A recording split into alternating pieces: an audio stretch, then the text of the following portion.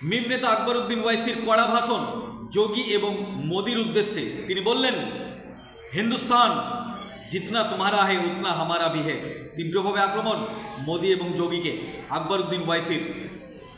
মহারাষ্ট্রের অরঙ্গাবাদের সভা থেকে তীব্র আক্রমণ যোগী এবং মোদিকে।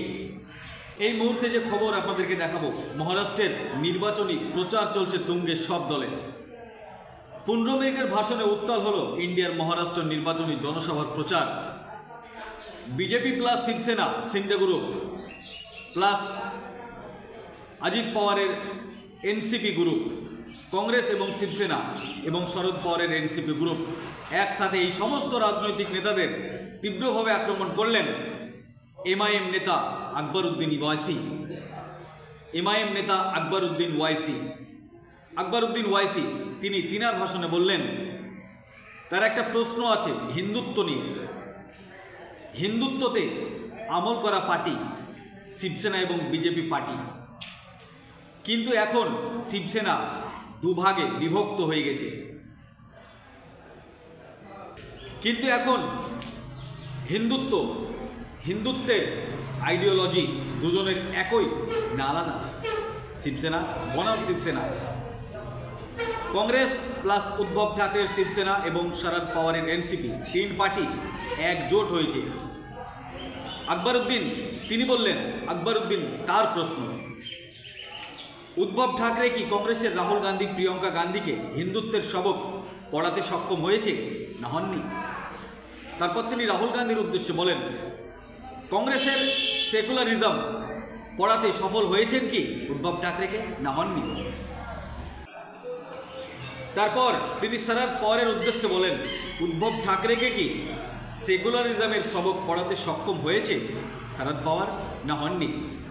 প্রশ্ন আকবরউদ্দিন ওয়াইসির। এনসিপির অজিত পাওয়ার সিন্দের সবক পড়েছেন না পড়েননি? একনাথ সিন্দে মুখ্যমন্ত্রী মহারাষ্ট্রের, তার সবক অজিত পাওয়ারকে পড়িয়েছেন না পড়াতে পারেননি? বিজেপির অজিত পাওয়ার এবং সিন্দেকে সবক শিখিয়েছেন না শিখায়নি? অজিত পাওয়ার মোদি এবং যোগীকে তার সবক, তার কারাপশনের সবক পড়াতে পেরেছেন না পারেননি? কোথায় আইডিওলজি, কোথায় এদের বুনিয়াদী উসুল, কোথায় এদের মতাদর্শ? আরে এদের কাছে তো কোনো আইডিওলজি নেই, কোনো বুনিয়াদী উসুল নেই, কোনো মতাদর্শ নেই। এরা একটাই চায়, সেটা হচ্ছে গদি চায়, সিট চায়। আর এমআইএম কি চায়? আকবরউদ্দিন ওয়াইসি তাদের নিশানা করে বললেন, আকবরউদ্দিন ওয়াইসি চায় সমস্ত মানুষের কথা, হকের কথা পার্লামেন্টে এবং অ্যাসেম্বলিতে তুলে ধরা, সমস্ত অসহায়দের কথা তুলে ধরা, সকলের আওয়াজকে তুলে ধরা পার্লামেন্টে এবং অ্যাসেম্বলিতে, পাশাপাশি মুসলিমদের হকের কথা তুলে ধরা পার্লামেন্টে। এটা চাই মিমের আকবরউদ্দিন ওয়াইসি।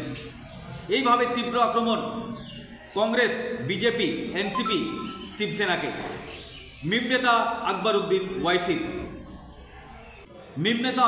ওয়াইসি তিনি আরও বলেন যে আকবরউদ্দিনকে বলে যে আকবরউদ্দিন ভড়কাও ভাষণ দেয়, উত্তেজিত বক্তব্য দেয়।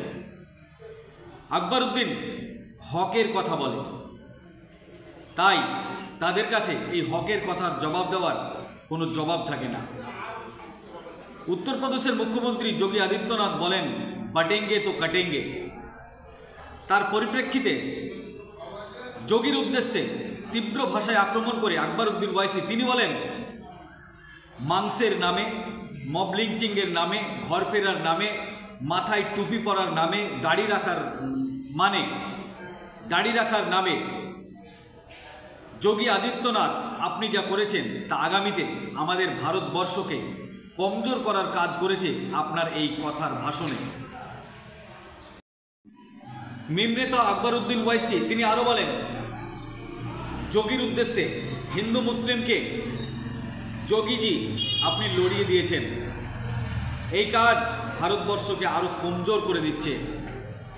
আকবরউদ্দিন তিনি আরও বলেন, मोदी और जोगी जितना तुम्हारा हिंदुस्तान है उतना हमारा हिंदुस्तान है।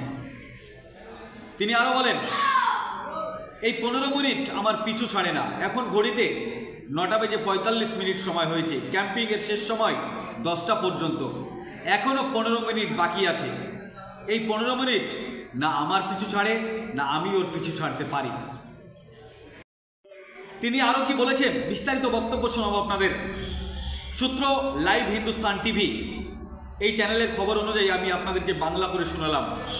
এই ভিডিওটি যারা দেখছেন চ্যানেলটি লাইক করবেন, শেয়ার করবেন আর সাবস্ক্রাইব করবেন। আই লাভ মাই इंडिया, मेरा भारत महान। जय हिंद। थैंक यू दोस्तों। 10 बजे अभी 15 मिनट बाकी है। 10 साल पहले बीजेपी थी, शिवसेना थी और राष्ट्रवादी कांग्रेस थी, कहीं पर समाजवादी पार्टी भी थी। लेकिन आज कांग्रेस है, 2 एनसीपी है, पवार एनसीपी, शरद पवार, अजित पवार एनसीपी, 2 शिवसेना है, शिंदे सेना, ठाकरे सेना। अरे आप अंदाजा लगाइए कितनी पार्टियां हो गई हैं। मेरा एक ही सवाल है, हिंदुत्व पे अमल करने वाली जमातें शिवसेना, भारतीय जनता पार्टी, सही है ना? हिंदुत्व। अब हिंदुत्व की आइडियोलॉजी पे कायम रहने वाली शिवसेना के 2 टुकड़े हो गए 2 टुकड़े। आइडियोलॉजी तो दोनों की है एक ही। अब सवाल यह है कि कांग्रेस ने उद्धव ठाकरे से इत्तेहाद किया, पवार ने उद्धव ठाकरे से इत्तेहाद किया और एक 3 पार्टियों का एक गुट बना। तो मैं ये पूछना चाहता हूं, उद्धव ठाकरे जी, क्या आप हिंदुत्व का सबक राहुल और प्रियंका गांधी को पढ़ाने में कामयाब हो गए या नहीं हुए? मेरा सवाल है, राहुल व प्रियंका, क्या आप कांग्रेस के सेक्युलरिज्म का सबक पढ़ाने में उद्धव ठाकरे को कामयाब हुए या नहीं हुए? फिर मेरा सवाल है, शरद पवार साहब, क्या आप सेक्युलरिज्म का या आपकी जो भी आइडियोलॉजी है उसका सबक उद्धव ठाकरे और उस सेना को पढ़ाने में कामयाब हुए या उद्धव ठाकरे हिंदुत्व का सबक पढ़ाने में आपको कामयाब हुए? यह मेरा सवाल है। चलो ये इनका हो गया, तो अब दूसरी तरफ अब हम देखते हैं कि अजित पवार, तो मैं पूछना चाहता हूं कि अजित पवार शिंदे के सबक को पढ़ लिए, समझ लिए, या शिंदे ने पवार को नया सबक पढ़ाया, नया सिखाया, या फिर बीजेपी ने अजित पवार और शिंदे को सबक पढ़ा दिया, या फिर अजित पवार ने अपने करप्शन का सबक मोदी को और योगी को पढ़ा दिया, वो समझ गए। बताओ क्या है, कहां है आइडियोलॉजी, कहां है बुनियादी उसूल? अरे इनके पास कोई बुनियादी उसूल नहीं, कोई आइडियोलॉजी नहीं। अगर कुछ चाहिए तो इनको इख्तिदार चाहिए, इनको गद्दी चाहिए, इनको तख्त चाहिए। लेकिन हम क्या समझते हैं? जो लोग ये समझ रहे हैं कि मजलिस इत्तेहादुल मुस्लिमीन वो इम्तियाज जलील औरंगाबाद से नाकाम हो गए और वो कामयाब हो गए, तो उन अहमकों को, उन नादानों को, उन नासमझों को ये कहना चाहता हूं, मजलिस इत्तेहादुल मुस्लिमीन वो है जो दिलों को फतेह करती है। हकीकी फातेह वो नहीं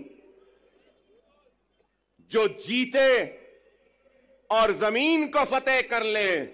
हकीकी फातेह वो होता है जो दिलों को जीतता है और दिलों को फतेह करता है।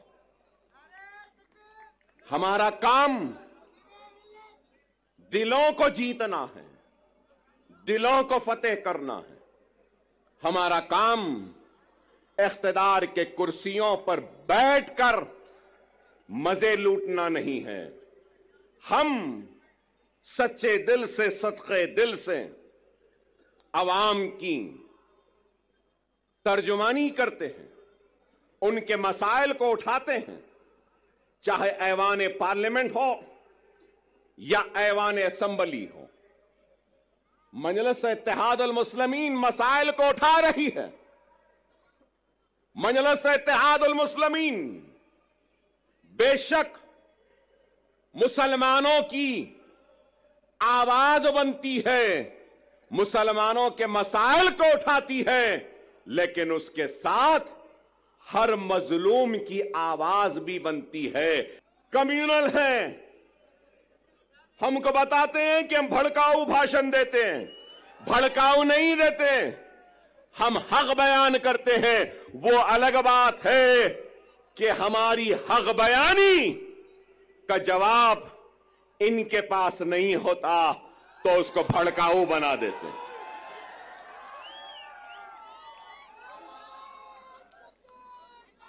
आज ही मैंने किसी न्यूज चैनल में देखा जिसमें योगी आदित्यनाथ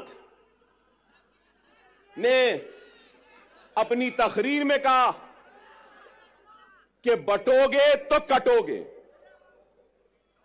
लोग काफी एतराज कर रहे हैं उस बात पर, मगर मैं ये कहूंगा,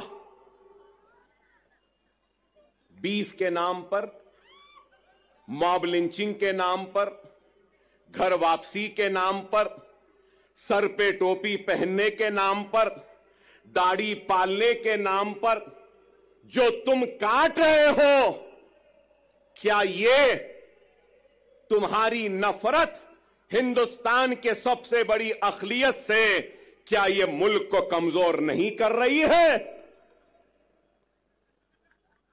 इसका जवाब दो मुझे।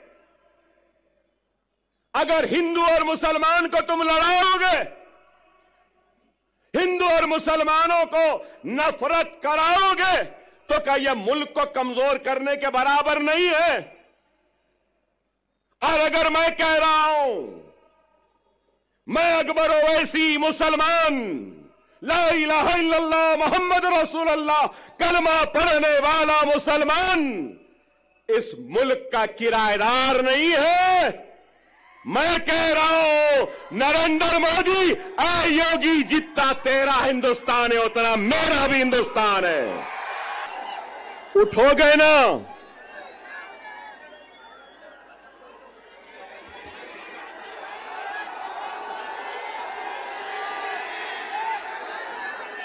(9:45)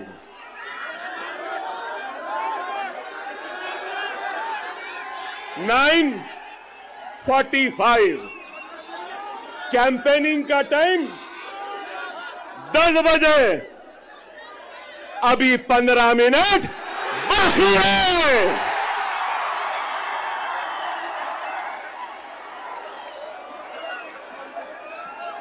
अरे भाई 15 मिनट बाकी है, सब्र करिए। ना वो मेरा पीछा छोड़ती है, ना मैं उसका पीछा छोड़ सकता हूं। चल रही है, मगर क्या गूंज है।